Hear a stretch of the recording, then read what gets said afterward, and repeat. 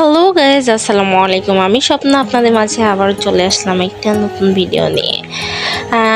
এই ভিডিওটা হচ্ছে পহেলা বৈশাখে বছরের শুরুতেই দিয়া দিশানের চুল কাটা দিয়ে শুরু করলাম।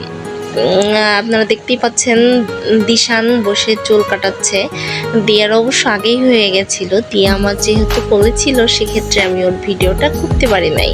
বাট দিয়া অনেক অনেক কান্না করছে, আর দিশান তো অনেক গুড বয়, সে তো একটু কান্না করে না, শুধু বলতেছে আম্মু আমাকে এইভাবে কেটে দেবো, আম্মু দেখো আমাকে কীভাবে কেটে দেয়। তারপর দুজনকে গোসল করাই রেডি করে দিলাম নববর্ষের জন্য। এটা হচ্ছে আমার মেহেরিমা। সে অসুস্থ থাকায় ঈদের দিনে তাকে নতুন ড্রেস পরানো হয় নাই।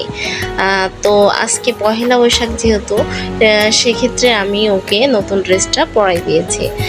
কেমন লাগছে দিয়াকে আপনারা সবাই কমেন্টে কিন্তু জানাতে ভুলবেন না।